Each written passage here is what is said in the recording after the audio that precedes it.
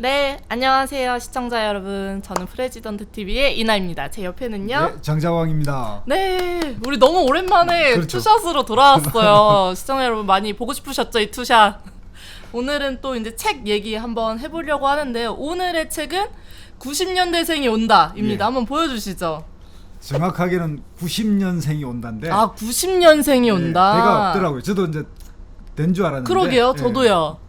90년생이 아, 온다. 90년생이 온다. 예. 드디어 제가 눈치를 안 보고 좀 말할 수 있는 주제가 왔습니다. 그렇습니다.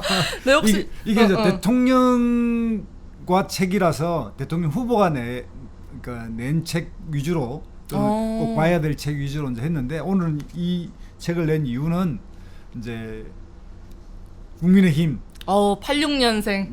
그래서 이 86년생 이준석 대표가 나왔으니까 90년생 이 책을 가지고 이준석 대표의 현상을 한번 해석도 해보고 현재 우리 사회의 20대 30대 문화를 한번 같이 알아보는 그런 시간을 생각했어요. 아, 네. 그러면 혹시 정다방님 그 인강이라는 단어 뭔지 아시나요? 인터넷 강의로 오! 그런 거 정도는 알죠. 빠바. 여기서 대표적으로 나왔던 게 또 빠바 있더라고요. 빠박? 빠바. 아, 빠박은 잘 모르겠어요. 파리바게트를 요새 젊은 아, 친구들 빠바라고 이렇게 아니, 이거 책에서 책 나왔었던 봤어요. 내용이어서 한번 봤는데 제가 이게 이런 거는 잊어버리죠. 그쵸. 인싸 이런 거, 핵인싸 이런 거는 이제 우리가 그쵸. 확실하게 아는데. 사실 줄임말은 계속 그치, 빠바이는 내가 그거니까. 읽으면서 이거는 뭐 이런 걸까지 줄이냐 그런 생각이 네. 들었어요. 그것이 이제 또 90년생의 또 특징이라고도 할 수 있겠죠. 그럼 예. 본격적으로 조금 얘기 들어가 보면은 아까도 저희 잠깐 뭐 카메라 전에 사담 나눴는데 이제 갈수록 심해지는 이제 기성세대와 이제 MZ 세대의 갈등. 예. 혹시 이유가 뭐라고 생각하세요? 그 이유가 있나요? 음. 그런데 이제 여기 책에도 나오고 우리 사회에서 일반적으로 쓰는 말 중에 하나가 이제 저 세대, 이게 이제 586 세대가 꼰대잖아요. 네. 예. 그래서 꼰대의 그 꼰대란 말 자체도 사람들이 정확하게 아나 싶긴 한데, 제가 생각하는 이제 내피셜인데, 흔히들 뭐 이 인터넷 공간에 떠도는 게 그 꼰대가 뭐 일본 말인지 어디 나라의 프랑스 말인지 백작을 상징하는 공태에서 왔다. 오. 그 사람들이 뭐 자기 권위를 내세우고 뭐 설명을 많이 하고 뭐 이래서 이제 거기서 왔다, 이런 이제 이야기가 있어요. 근데 저는 그게 정설이 아니라고 생각해요. 그럼요. 정설은 우리가 남사당패 있잖아요. 문화패, 옛날 그런 남사당패의 문화패들의 가장 대장이 꼰두세예요. 갱가를 치는 사람. 그러니까 뭔가 무리를 이끌어가는 사람. 그리고 거기에 대장, 가장 나이 많은 사람, 이런 사람을 꼰두세인데, 이 꼰두세에서 뒤에 세가 빠지고 저는 꼰대 이렇게 가 나온 거 아닌가 하는 게 제 내피셜인데, 다른 뭐 구구책이 안 나오니까 아마 이게 맞을 겁니다. 오, 좋은 정보. 이렇게 또 하나 얻어갔습니다. 예, 좋은 꼰대와 지금의 이제 90년대생 MZ 세대, 이 관계가 아버지하고 아들 딸 관계잖아요. 그쵸. 예, 제가 딱 그 관계인데, 제가 63년생이니까 우리 애들이 93년생, 96년생이거든요. 딱 이 30년 간격인데, 그래서 오늘 시간이 굉장히 이나 씨하고 이야기하면서 기대되고 있어요. 감사합니다. 그러면 이제 또 책 내용을 조금만 더 보면은 이제 90년생들의 희망 직업이 공무원에 다 몰리고 있다. 그리고 이제 또 좀 다르게는 코인에 뭐 전재산을 투자하는 일들도 요새 일어나고 있고, 이런 불안정한 모습들이 혹시 어떤 이유가 또 있을까요? 생각하시는 이유가 있으세요? 그러니까 저는 신념적으로는 우리 사회의 인재들이 공무원이라든지 이런 안정된 직장으로 가면 그 나라의 발전이 없다. 그쵸. 이렇게 생각하는 사람이에요. 그리고 공무원이 가장 살기가 좋거나 안정적인 직장이 되어서는 안 된다, 이렇게 생각하는 사람이기도 하고요. 그런데 이제 젊은 세대들 입장에서 보면은 이해는 가더라고요. 뭐 흔히들 이야기에 우리 사회에서 그 5, 6도라는 말도 있었고, 뭐 그 은퇴 나이들이 점점 빨라지고 직장의 안정성이 없어지고 이러다 보니까 이제 그걸 지켜본 지금의 젊은 세대 입장에서는 직장의 안정성, 그리고 남의 눈치를 보지 않고 일할 수 있는 곳, 이런 곳은 공무원 세계 말고는 없잖아요. 그렇죠. 네, 그래서 이제 그런 것 같은데 경쟁률이 너무 엄청나니까 이 경쟁률이 엄청남에도 불구하고 요 노량진 고시촌 뭐 공시촌이라 그러죠. 공시 그 인원은 엄청나고 그러다 보니까 뭐 거기서도 컵밥이라는 것도 거기서 나왔다고 그렇게 알고 있는데 우리 한국 사회에 일단 대한민국의 젊은 현주소를 나타내는 게 그게 아닌가 이렇게 생각이 들어요. 그러면은 혹시 네. 공무원 시험 준비해 보셨어요? 아니 저는 공무원 시험은 준비를 안 해봤고 저는 네. 공공기관에서 한 6년 일을 해본 경험이 있는데 요새 또 예전부터 사실 네. 젊은 세대들은 퇴준생이라고 많이들 부르고 있잖아요. 늘 항상 퇴사의 꿈을 갖고 회사를 다니고 있어요. 왜냐하면은 이제 나의 그러니까 회사보다는 조금 더 개인의 미래에 발전되는 스스로 발전을 조금 희망하고 있어가지고 퇴사의 꿈을 그러면 공공기관에 나온 거 후회한다 안 한다? 전 안 합니다. 아. 왜냐면은 예. 저는 더 높은 자리로 갈 수 있다. 내 개발을 통해 높은 자리로 갈 수 있다라고 믿기 때문에 예. 후회는 하지 않고 있고 정말 좋은 경험이었습니다. 근데 이제 혹시 그거 느끼세요? 그러면 여기 책에도 나오고 우리가 그 제일 세대 이름으로 처음 불리는 제 기억이 이제 X 세대거든요. 네네. 그러니까 이제 뭔가 모르는 그 X선, 뭐 X맨, X 세대. 그러니까 이 X 세대는 뭔가 좀 규정하기 어려운 뭔가 이런 느낌의 형태고 그게 대체로 이제 70년대생을 네. 보고 이야기하는데 이 MZ 세대와 X 세대의 차이 이런 거 좀 구분이 되세요? 그쵸. 약간 그런 것 같아요. 그래도 70년대생들은 이렇게 좋은 선배 이런 직장에서 좀 희생이나 이런 것들도 좀 당연하게 받아들인다라는 게 있다면 이제 MZ 세대들은 뭐 기업이나 이런 것보다 그것은 내 미래를 향한 발판 이런 정도로 이제 인식을 하고 있는 그런 차이가 있죠. 그래서 희생에 대한 강요를 정말 싫어하죠. 90년대 MZ 세대들. 직장에서 그 이야기 하더라고요. 직장에 일을 하는 이제 지휘를 맡은 뭐 부장님쯤 되는 이제 후배가 요즘 세대는 그냥 이해가 안 돼요. 그리고 아니 무슨 권리는 그렇게 많이 챙기는데 의무에 대해서는 책임에 대해서는 단 하나도 안 지려고 그래요. 저는 그래서 일이 안 돼서 그냥 막 이야기하는데 아마 저 찍혔을 거예요, 꼰대로. 이렇게 이야기하는데 왜 그래요? 그것은 이해를 하려고 하지 마세요. 이해가 안 서로 살아온 그런 시대가 다르기 때문에 이해를 하려는 것은 너무 서로가 힘든 과정이다. 그냥 받아들여라, 서로가 서로를. 그래서 트러블만 안 나면 전 다행이라고 생각합니다, 사실. 우리 세대는 뭐냐면 분석하고 원인을 알고 그래서 그것을 이해하고 공감해서 협동해야 된다. 이런 전통적 생각이 있거든요. 한 공간에 앉아 있는데 서로를 모르면 일이 되냐. 근데 이런 생각이 많아서. 그런데 현재 직장에서 보면 제일 곤욕스러운 이게 세대가 바로 이제 지금 뭔가를 지휘해야 될 사람들, 네네. 그리고 일을 막 같이 해야 될 팀을 이루어 팀장이 되어야 될 사람들. 이런 사람들은 이 MZ 세대하고 뭘 해가는 게 엄청나게 어려울 것 같긴 해요. 제가 보면 그런 것 같아요. 사실 MZ 세대는 자기의 범위만, 개인적 범위만 침범하지 않으면 자기가 주어진 일은 그냥 당연히 합니다. 그거는 내 근로 계약서에 적힌 내가 해야 되는 업무. 하지만 그 이상의 것, 이제 아까도 계속 말했듯이 희생이라든지 뭐 개인의 뭐 봉사활동 같은 거를 강요한다면 이제 그거는 못 참죠. 참을 수 없음.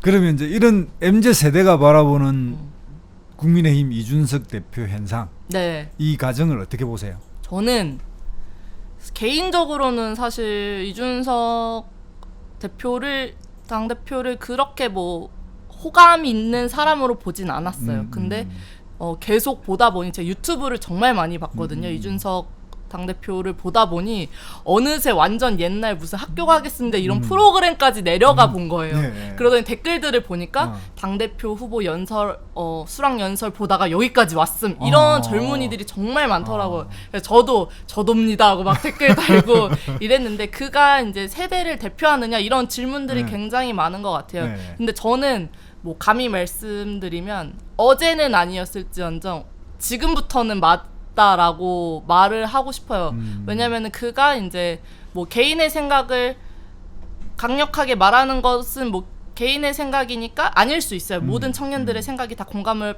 받진 않을 수 있으나 이제 청년 세대를 말하는 거에 있어서는 어느 정도 많은 청년들이 공감하고 있다 그의 말에 이렇게 말하고 그래요? 싶습니다. 그러면 거기서 말하는 특히 이제 그 본인은 뭐 하나라도 지적해봐라. 내가 여성 해모적 발언을 했으면 하나라도 예를 들어봐라 이런 이야기하면서 대체적으로 알려진 거는 안티페미의 그 20대 30대 초반의 남자들의 그 힘을 통해서 최초의 지지세를 형성했다. 네네. 이렇게 알려져 있잖아요. 네네. 이준석 대표가 특히 그러다 보니 여성할당제라든지 청년할당제 이런 걸 다 없애겠다 이렇게 이야기하고 이런 부분에 대한 뭐 주위의 반응들 좀 들어봤어요.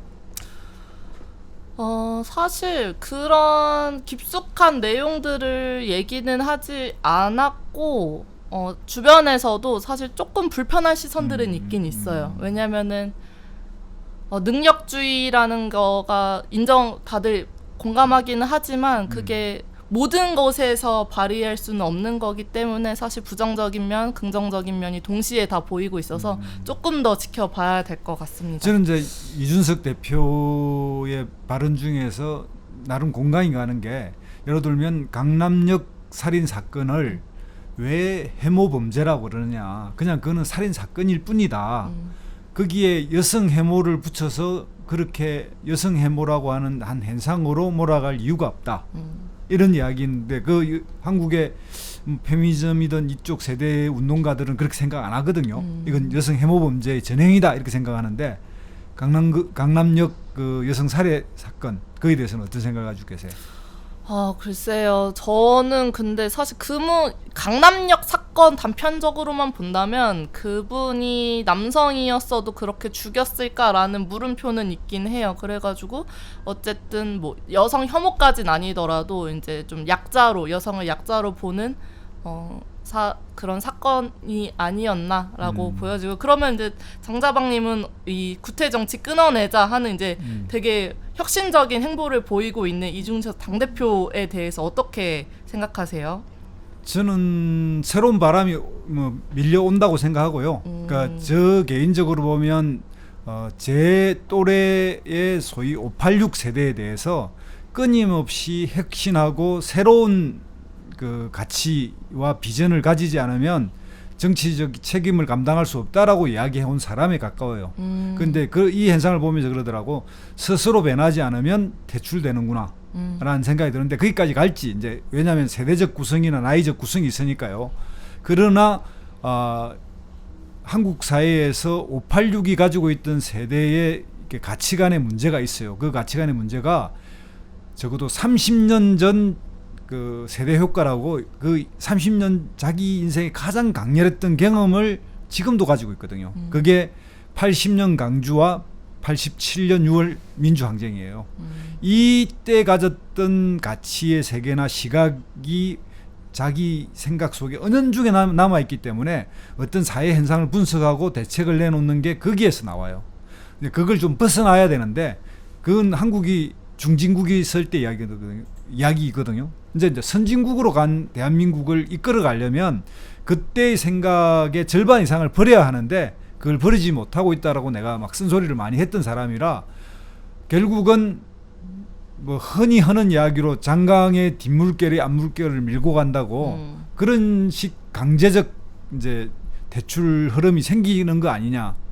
그렇다고 해서 뭐 결정적으로 다 대출되는 게 아니라 여기서 바로 적자 생존처럼 적응하는 사람은 살아남을 것이고 뭐 반발하거나 저항하는 사람은 밀려날 거다 이렇게 생각하는 편이에요. 그러면은 전 또 궁금한 게 어쨌든 민주당에도 많은 청년 정치인들이 있는데 그들보다 이준석 당대표가 이제 MZ 세대에 조금 더 매력적인 이유는 뭐라고 생각하세요? 암만 해도 이 구성이 그러니까 민주당 계열은 지금 현재 피라미드형에 가깝잖아요. 그러니까 피라미드형이라고 하더라도 그 끌고 가는 위층의 586이 이제 주도하는 그 정치적 흐름을 가지고 있고 그 사이에 지금 이제 청년 젊은 국회의원들이 약간 뭐랄까 장식품처럼 다양성을 좀 나타나는 것처럼 데코레이션 돼 있는 그런 느낌이에요. 그러니까 이제 이런 데서는 뭔가 주도적인 뭔가 지도성을 발휘해서 자기 세대 이야기를 해 나가기가 쉽지 않아 보여요. 그러나 이제 국민의힘은 끌어가는 사람들이 50대 이상의 60대 그 옛날 노인당처럼 보인단 말이죠. 그러니까 가운데가 없고 그러니까 망했어. 그러니까 이제 새로운 뭔가 흐름이 튀어나올 수 있는 여건은 돼요. 그렇다고 반드시 새로운 게 나오지 않지만 이준석이라든지 이런 관계에서 나오게 된 거는 비대위가 이제 작년 총선 패배에 의해서 비상대책위원회가 있었고 80대 김종인 위원장이 계속 40대 지도자론 소선 지도자론을 계속 이야기해 왔어요.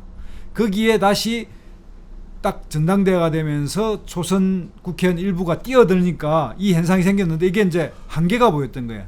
주천주 보는데 그런데 그게 다른 말로 이야기하면 허들을 뛰어넘기 위한 계단이 만들어진 거죠.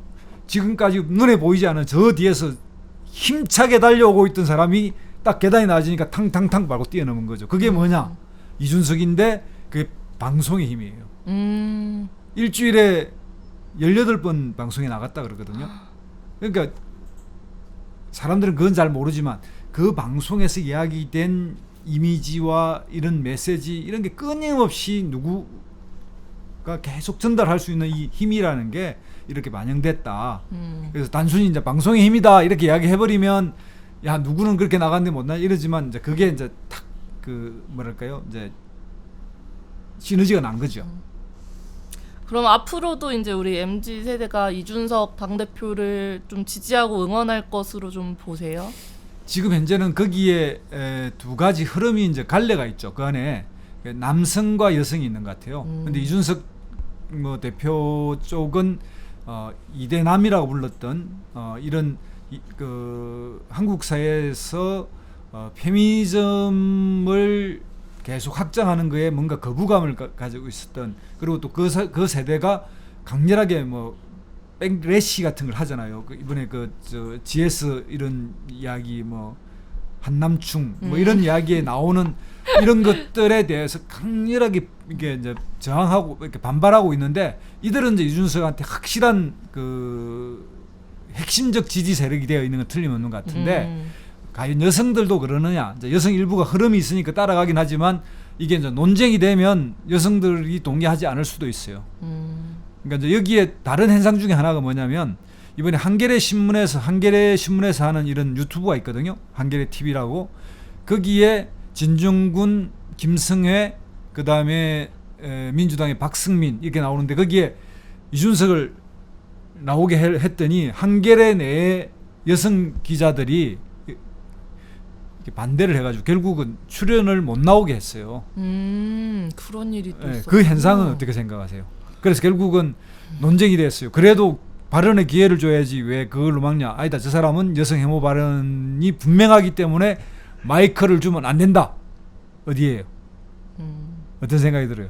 저는 이거 그냥 제 개인적인 성격인데 제가 평화주의자예요. 그래가지고 평화주의자여서 그 페미 논쟁 이런 거 하는 것 자체를 제가 보는 게 너무 고통스러워서 사실 조금 그런 거를 보는 걸 좀 피하고 있는 사람 중에 하나고 그리고 저는 우리나라에서 좀 페미니즘이 약간 여성 우월주의적으로 좀 잘못 들어온 현상이 조금 있다. 그게 이제 성평등에 대한 조건으로 들어온 게 아니라 좀 우월주의로 들어온 게 조금 문제가 아닌가 약간 이런 생각을 조금 갖고는 있습니다. 예, 일주일 전에 한국일보 그 3,000명을 대상으로 해서 이렇게 저 이메일이라든지 뭐 이렇게 여러 가지 다양한 행태로 여론조사한 결과가 나왔는데 뭐 문항을 100개 이상 물었던 것 같아요. 그 중에 성 문제를 물었는데 대부분의 사람들, 20대 남자 여자까지 포함해서 대부분의 사람들이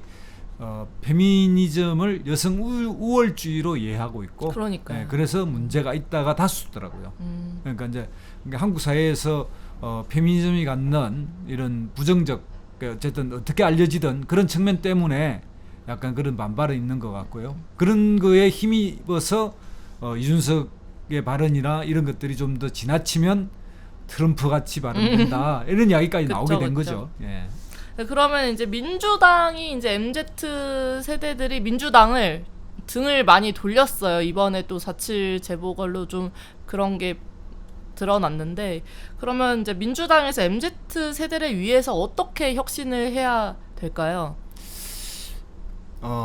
저는 이제 오래전부터 정당이라면, 그러니까 이제 선진국의 예를 들어서 말하는데, 선진국은 중학교, 고등학교가 청소년 의회를 구성할 수 있게 해요.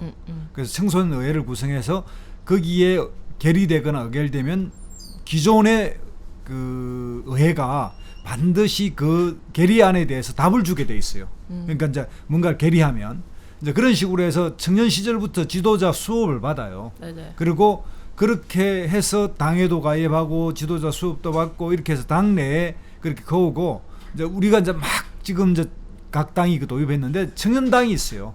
청년당은 청년당으로서 이제 각자가 독자적인 예산과 운영과 그 내부 의결을 해 나가는데, 거기도 마찬가지 청년당이 뭔가 의결하거나 결정하면 그것에 대해서 실질적인 중앙당이 반드시 그것에 대해서 답을 해주게 한다든가, 이런 식으로 해서 인재를 당 내에서 키워야 된다. 일단 당 내의 지도자는 그렇게 훈련을 통해서 키워야 한다는 점이 하나 있고요.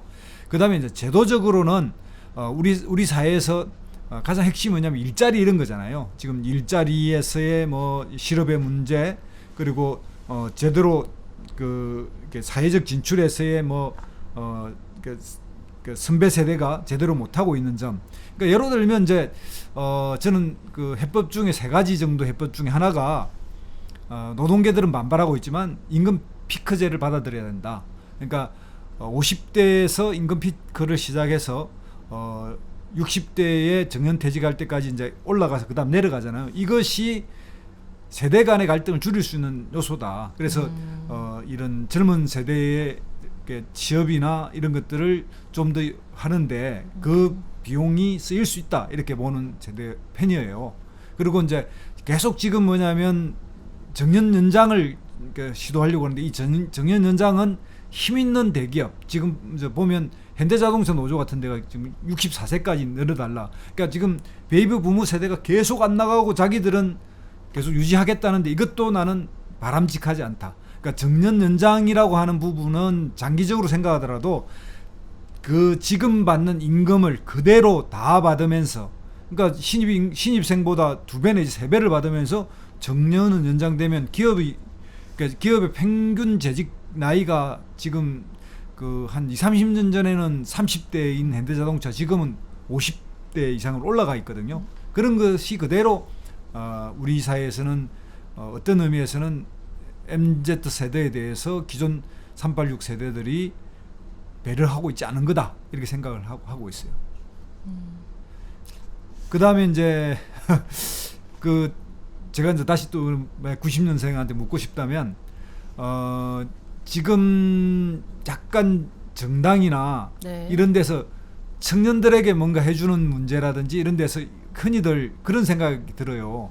지금 청년들은 결혼하자마자 집이 있어야 된다고 생각하고, 차가 있어야 된다고 생각하고, 휴가나 여가를 그대로 누려야 된다고 생각하는 것이 저희 때는 상상도 못한 일이거든요.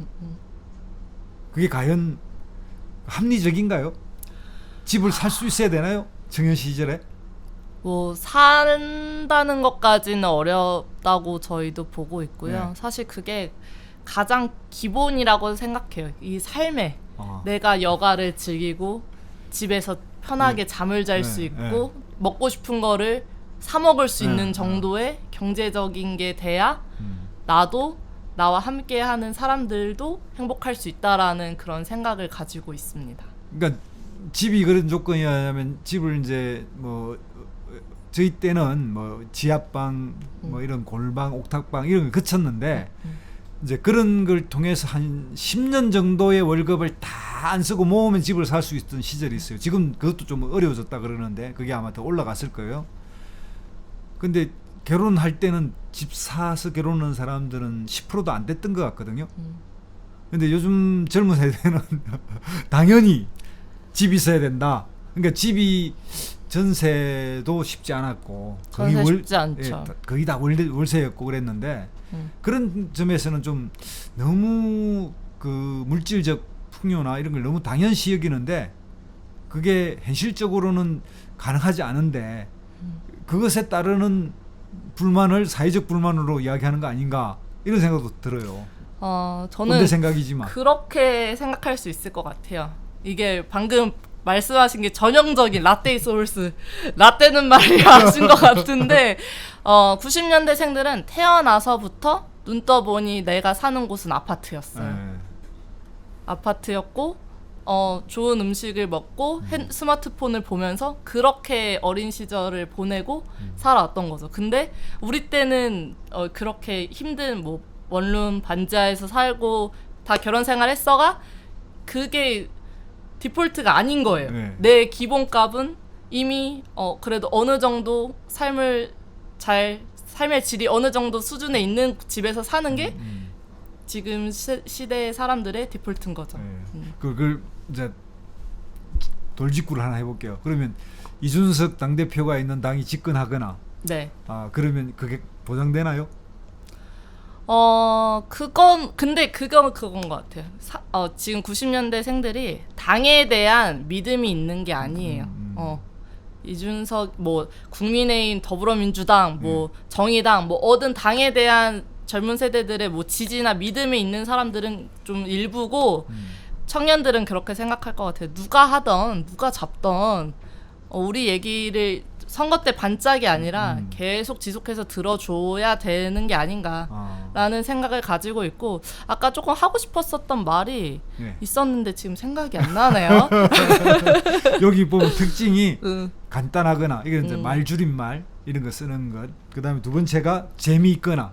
재미가 정말 중요합니다. 병맛 이런 이야기를 병맛 너무 좋죠. 처음에 병맛이 뭔 뜻인지 몰랐어요. 여기 보니까 실제로는 뭐 병신같이 병신 같은데 재미있는 맞아. 이 뜻이었다고 해요. 맞습니다. 그래서 저는 병맛 그러길래 맥주 맛을 이야기하나 뭐 이렇게 생각을 했는데 그런 거.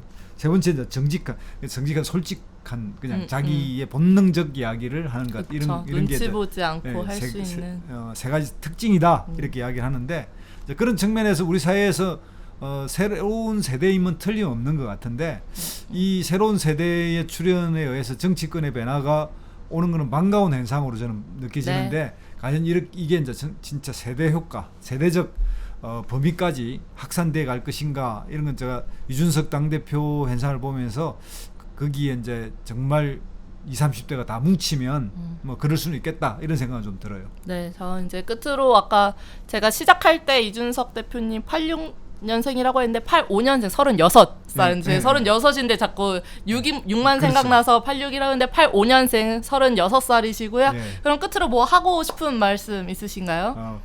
뭐 하여튼 제가 딱 아들 세대와 같이 이걸 사는 사람이라서 보면 마음에 안 드는 게 너무 많아요. 음식을 먹어도 설거지도 제대로 안 해, 마무리를 안 해. 이게 젊은 사람들의 특징인데 뭘 벌리기는 열심히 벌리는데 항상 어수선해. 그리고 청소를 해도 꼭 대충 하는 것 같아요. 일정 부분 했는데 마무리가 깔끔 안 해. 그래서 이제 이런 거는 세대적 문제에서 오는 건지 아니면 우리 아들이 문제인 건지 잘 모르지만 그것은 개인의 문제로 정리하겠습니다. 90년대생 여러분. 좀 제발 마무리 확실히 하게 좀 해주세요. 마무리. 네.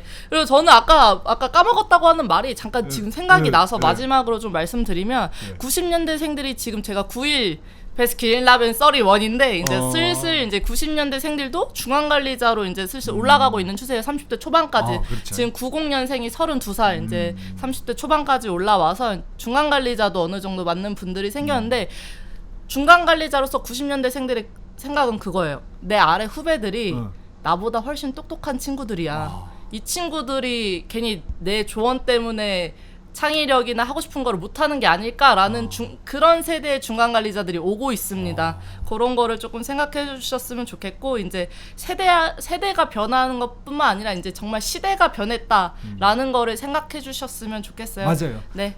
그게 덧붙이는 건 그래요. 태어날 때 아파트였다. 다른 말로 하면 태어날 때 선진국이다. 실제로 그거는 저도 인정해요.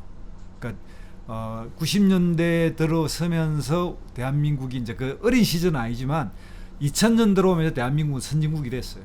그렇죠. 네. 그럼 우리 또 90년대생들 힘내시고 586 세대 힘내시고 예. 좋은 선배들이 있기에 지금 좋은 환경에서 살 수 있다라는 생각은 변함없이 갖고 있고요. 그럼 오늘은 여기서 마치도록 예. 하겠습니다. 이해하지 말랍니다. 분석하지도 말고. 이해하지 말고 분석하지 말고 그냥 우리 서로 받아들입시다. 인정해자. 네, 좋습니다. 그럼 다음에 또 뵐게요. 예. 그럼 안녕.